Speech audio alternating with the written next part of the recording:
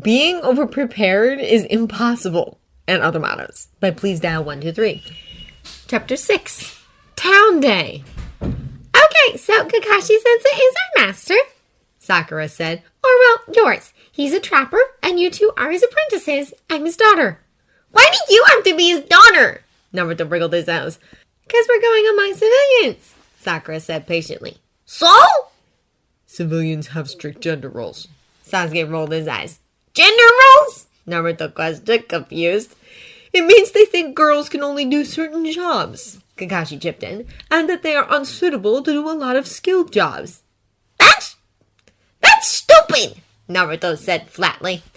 That's civilians, Sakura sighed. It's one of the reasons I became a ninja. It's a bit better in ninja villages with ninja politics being so prevalent, but I still would have been married off and expected only to be a housewife if I had not become a shinobi.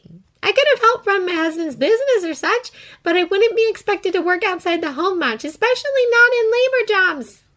Naruto gaped at her, and even Sasuke raised a brow. But girls are just as good as guys, Naruto protested. And you're strong. I mean, you can hit harder than I can. Sakura flushed, pleased and embarrassed. Kakashi nodded sagely behind Naruto. Their cute little pig teammate could hit really hard. Kakashi had been surprised at first before he realized she had been continuously focusing chakra to her limbs with her near-perfect control. A few months of that started to naturally augment muscles and strength.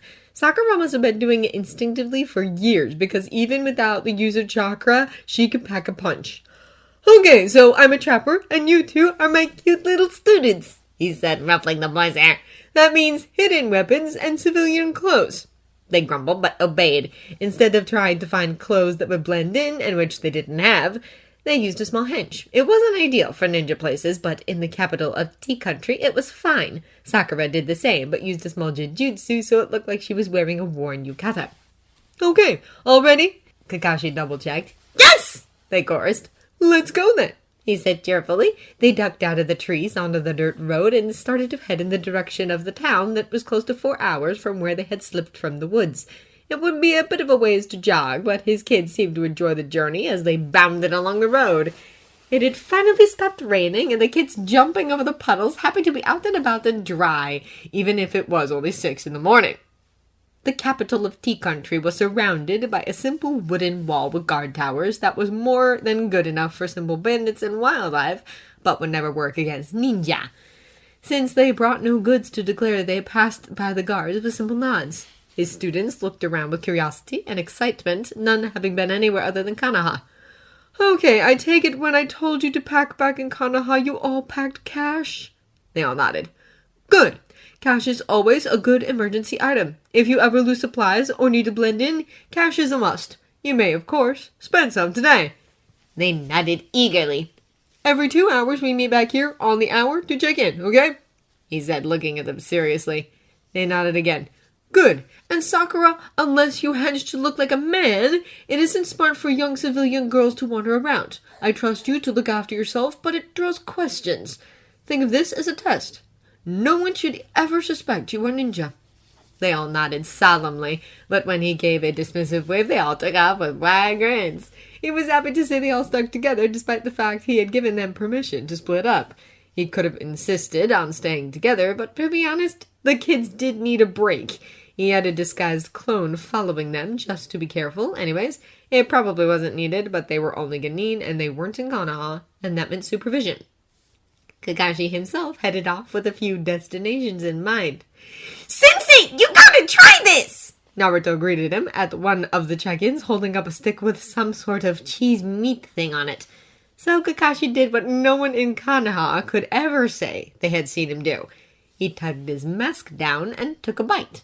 None of his students batted an eye at his face, simply waiting for his opinion on the food. Kakashi wanted to grin at them again. He had considered it for a long time when he first took them as students, when he had first started to treat them as real students, when he had first realized this was going to be his team. And Kakashi had decided that if he was going to put the time, effort, trust, love into this team, it had to start with him as well. They didn't even understand how absolutely crazy it was to see his face. He had not made a big deal of it, and they had not asked about the mask. He took it off to eat, to drink, to simply bring it out when it got wet. They thought it was normal to see his face.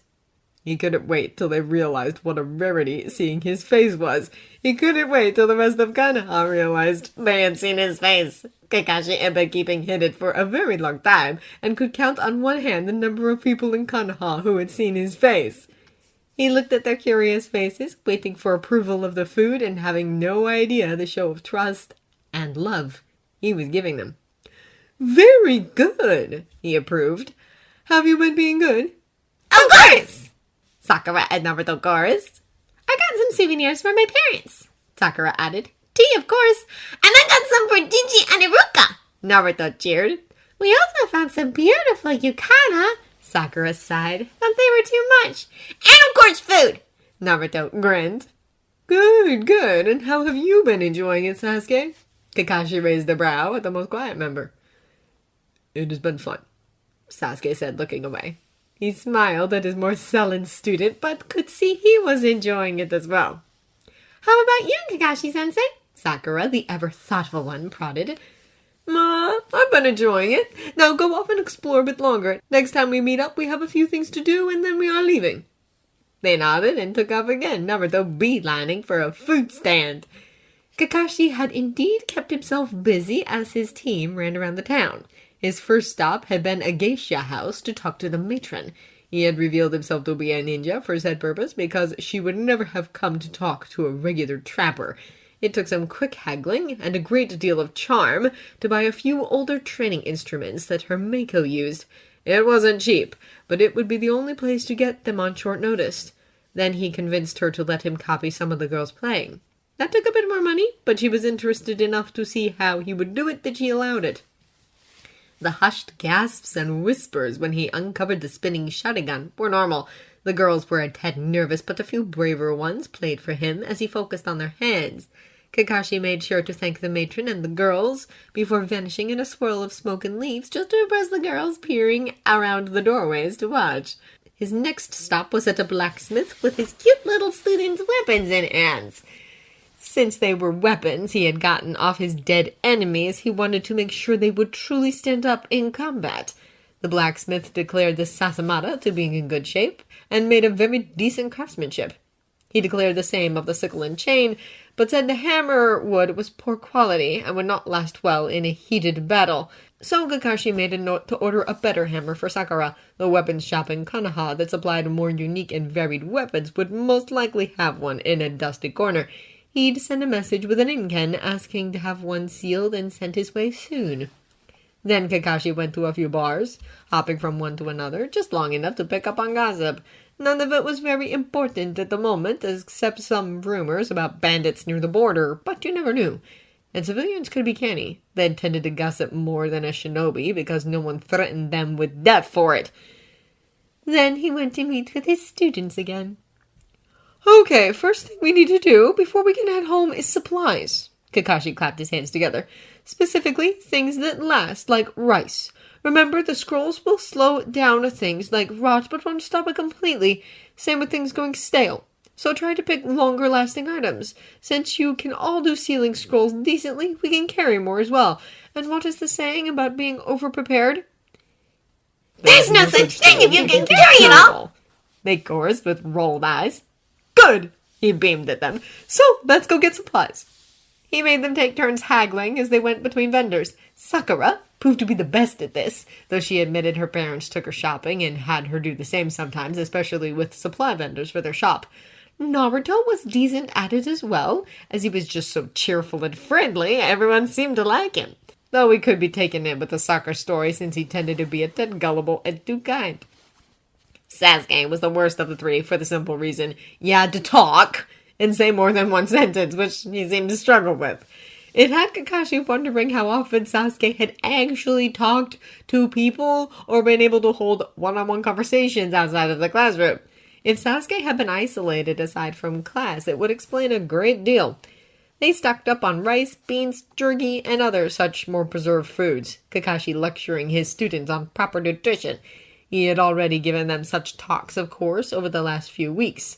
Sakura had needed it because after having a stable camp, she had tried to fall back on dieting again, but he had dissuaded her of that notion after a few exhausting, harsh physical days that showed she needed more stamina. "No," Kakashi said when they had had everything sealed away in a discreet alley. "What else could we possibly need?"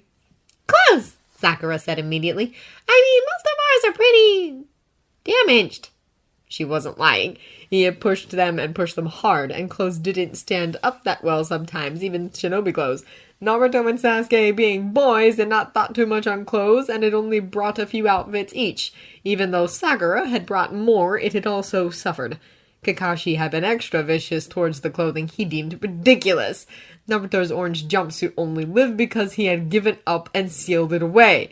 All Sakura's flimsy red dresses had been shredded through training.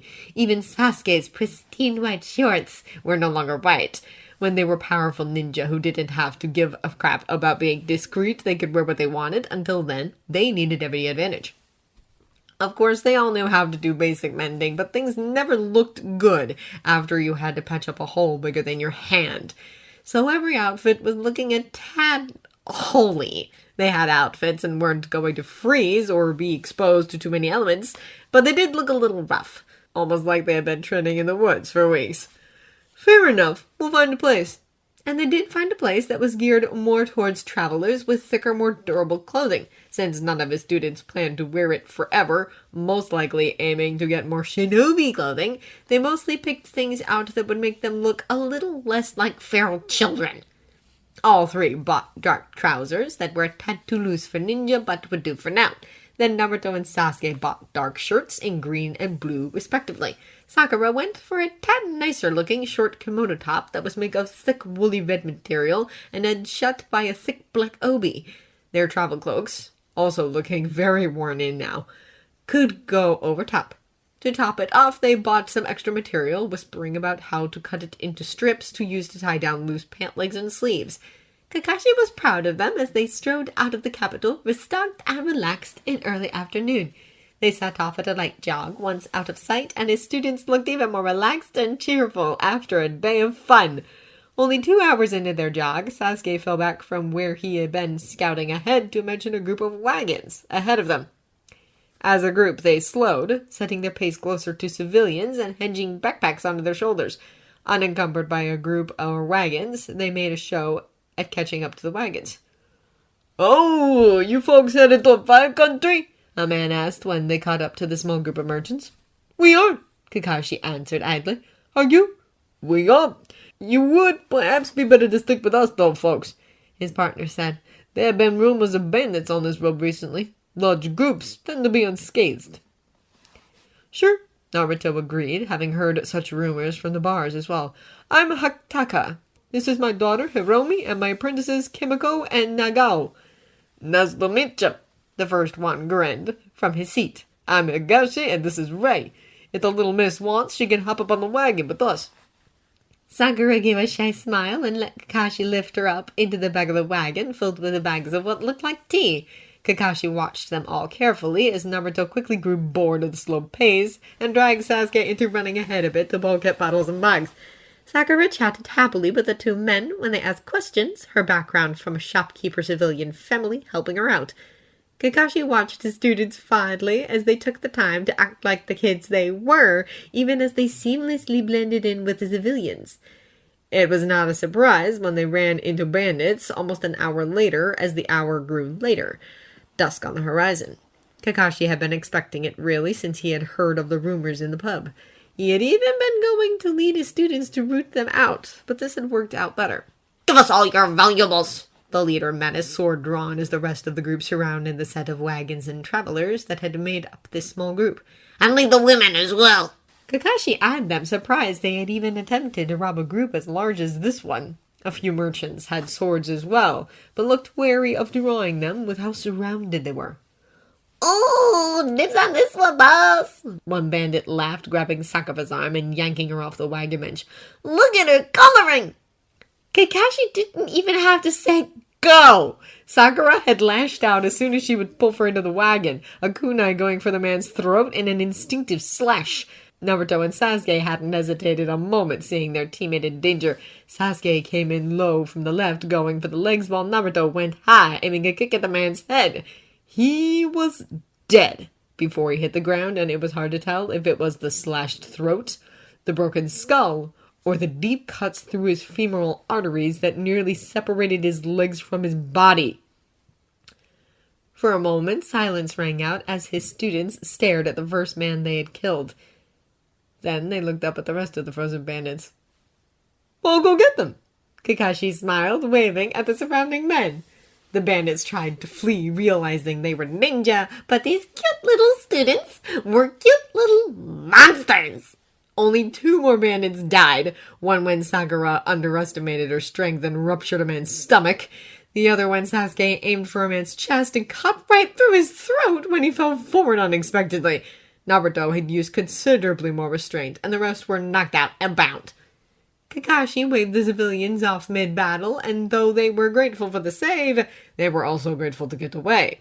One left Kakashi and his students a bag of mochi as a thank you, and the wagon drivers had left some very high-quality tea before they were gone.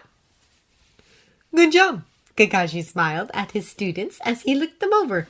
"You were all very calm and collected and reacted accordingly. I'm very proud of how you helped your teammate with no hesitation." They nodded faintly, all looking at Tad Green around the gills. "Let's head back to camp. We'll go over it later." They would also need to talk about their first kill and would probably need some reassuring words. So Kakashi sent them ahead and then dealt with the rest of the bandits. There was no point in trying to haul them back to the city. That night they talked softly around the fire and drank rich matcha tea with mochi.